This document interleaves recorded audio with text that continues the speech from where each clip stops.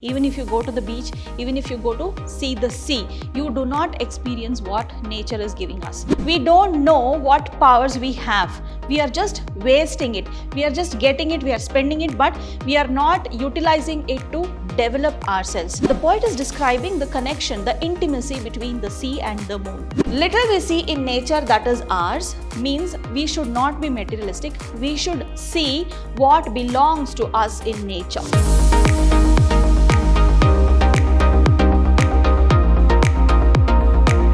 Hello everyone, I am Dr. Shalini, Professor of English, Vidhyaashram First Grade College, the Temple of Excellence, MYSURU. Today we are here to discuss about one of the poems prescribed by University of Mysore for first sem B.B.A. Let us today discuss about the poem, The World is Too Much With Us. Okay, so this is a very interesting poem. This is really going to give you a lot of values required for life. Okay, so let us start our session. So what is it that we are going to learn in today's module? We are going to understand about the poet, that is William Wordsworth, and also we'll understand the summary of the text. That is, we are going to understand the summary of the poem, The World is Too Much With Us. Okay, so let us begin our session. So let us know a little about the poet. Okay, so the poet William Wordsworth was actually known as the romantic poet of English. He used to write a lot of romantic poems and also poems that are related to nature. So that's why he was called by that word. He was also the pioneer of romantic age in English literature. Okay, he was the one who started romantic age. That means he started writing the romantic poems. Okay, so from his age only this romantic age started. Okay, pioneer means he was the beginner. Okay, so he was the one who started it. He was an orphan at the age of 13. He lost his parents at the age of 13 and he grew up without his parents. Okay, so he was sent to the grammar school later after the age of 13. He was growing up with his grandparents and he was sent to the grammar school after the demise of his parents. Okay, so he was a wonderful student. He was very much interested in literature. He took part in all the activities that were held by the school. Okay, he was a all in all, you can say. He was an all-rounder in the school. So famous works of Tintin Abbey, The Solitary Reaper and many more, but these both are actually noteworthy. Okay, so everywhere they are the ones which are highlighted. So he was also very well known for the lyrical ballads. Okay, so this is one of the genres of poems which you're going to learn in class also. So he was very famous for his lyrical ballads. So it was actually very rhythmical and it was actually put under tune and it was sung by people all around the world. So this was all about William Wordsworth.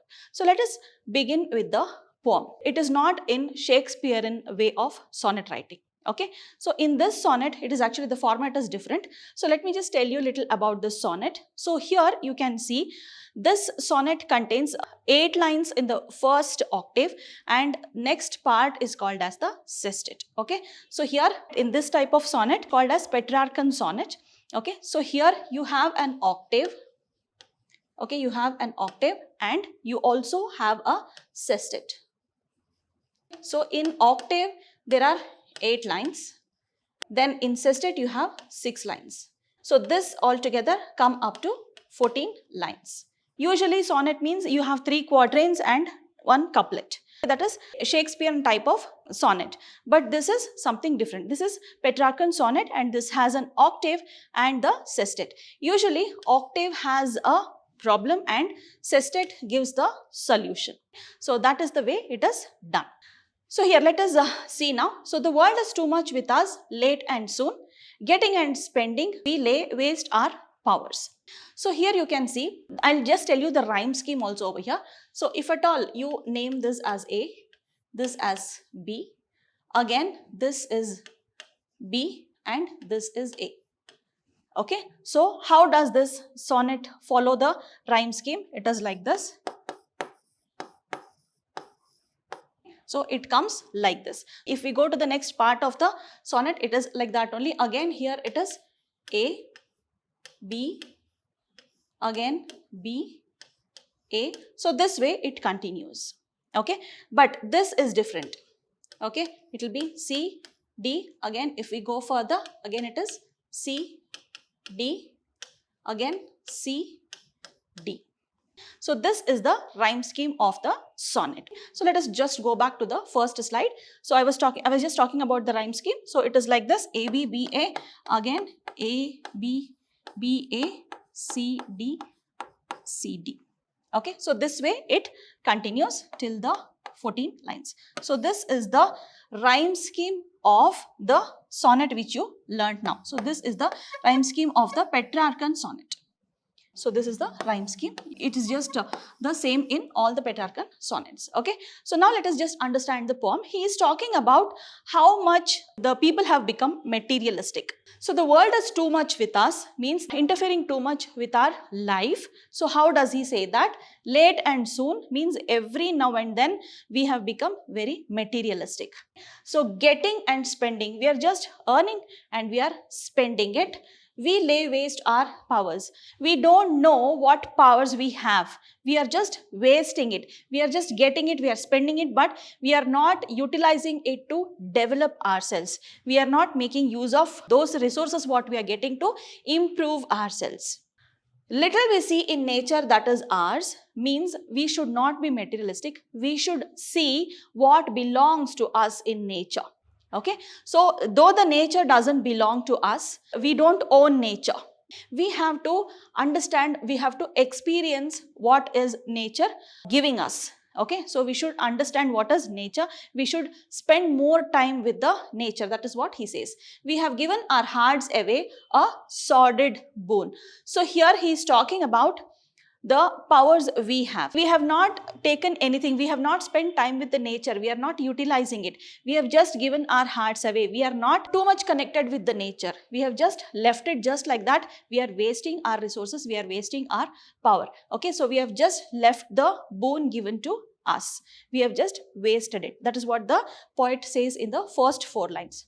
The sea that bears her bosom to the moon. So here you can see the poet is describing the connection, the intimacy between the sea and the moon. Okay, so the sea that bears her bosom, it is not B-E-A-R, it is bear, means she is keeping, the sea he treats as woman. Okay, so she keeps her heart, bosom means heart. Okay, so she keeps her heart ready for the moon. Okay, so as the moon rises, the sea is ready to embrace it. Okay, so that is how the sea is ready over there. The winds that will be howling at all hours. So here you can see he is talking about sea and he talks about heart. Okay, he's talking about winds and he's talking about howling.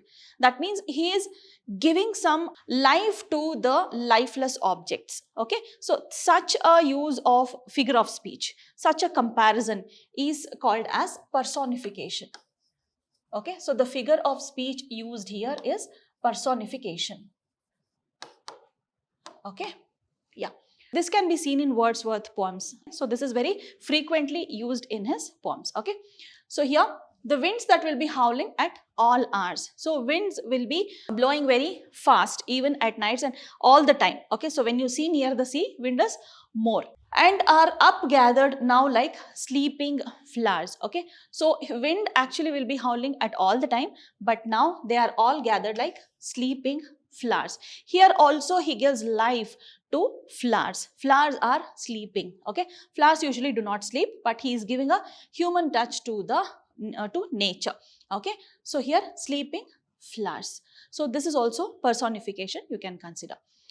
For this, for everything, we are out of tune. But you know what? We are not experiencing anything. Even if you go to the beach, even if you go to see the sea, you do not experience what nature is giving us. You are not experiencing the beauty of nature. You are just like that. You are noticing anything. You are not concentrating on anything. You are just living away the beauty of nature. You are not experiencing it. For this, for everything, we are out of tune. So we are not connected to nature. Out of tune means to not to be connected to whatever rhythm he is talking about. So here we consider the nature. It moves us not. Great God, I'd rather be a pagan. Pagan means the person who doesn't worship God. So a pagan suckled in a creed out one. Okay. So here he wants to become a pagan rather than being not connected to nature. Pagan means he is very poor. Though he worships all the gods, he is very poor. So he prefers to be a poor person than to get all the riches of life. So here poet is trying to tell is, we are gaining everything, we are getting all the riches of life, but we are not experiencing the riches of nature. So the poet would rather prefer to be a poor person than to live without experiencing the nature. So before we could see 4 lines, and these 4 lines actually it's telling about the problem. Octave gives you the problem and later it actually tells the solution. So till here the poet says we are not connected to nature.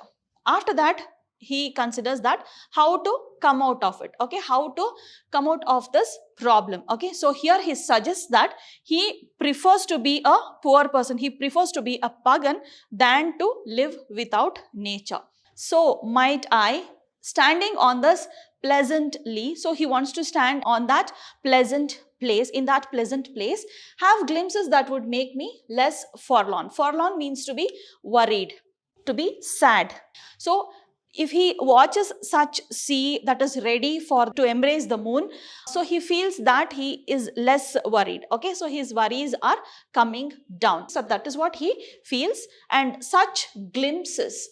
So whatever small glimpse he gets also, so that also is actually making him less worried about whatever worries he has, that actually goes down is what he says. He wants to see this Proteus and Triton, these both are actually Greek gods. Proteus rises from the sea and also Triton with the horn. Triton would blow his horn. That is the instrument he has. So the poet would stand in the sea and he would want to watch these gods rising from the sea and also blowing his horn. Okay, so this is what the poet talks about. Okay, so hope you understood what the summary of the poem. So let us just understand a little bit about the theme of the poem. So this whole poem is written about nature again, because Wordsworth is actually known for writing poems about nature. Okay, so this also is one such poem. We'll understand the theme. So here you can see how he is connecting the daily life or life of humans to nature. So the laws of nature and the natural world, and also the impacts of the busy life. Okay, how busy we are. Okay, how busy we are and how we tend to lose whatever is very much required for us. Okay, so that is what is happening. That is what the poet has described in this poem. Okay, so he describes the busy life through which we are gaining whatever materialistic is needed for us, but we are not getting the actual happiness, okay, that we would get when we spend time with nature. So that is what the poet is trying to tell us. So people actually have become too concerned about the worldly pleasures, okay, and also material things. That means people have actually become very materialistic. Okay, so they are concerned with only worldly pleasures and they are now actually unconcerned with the natural world. Natural world, he is talking about the nature. So people are disconnected by nature and they are too much into the busy life. They have no time to spend with nature. But when do you get happiness? When you truly spend your time with nature and have that happiness that nature gives us. Though we don't own nature, we can at least experience what nature is trying to give us. Small glimpses of nature, small happiness actually can keep us run in the long run. So this is what the poet is trying to tell us through this poem. Okay, so he just suggests us not to be very materialistic. He wants us to be little connected to the nature. This was all about the poem, The World is Too Much With Us. Hope you have understood the summary. So let us meet again with another more interesting topic of first sem that is prescribed for you by University of Mysore. So let's meet again. See you soon. Take care. Bye-bye.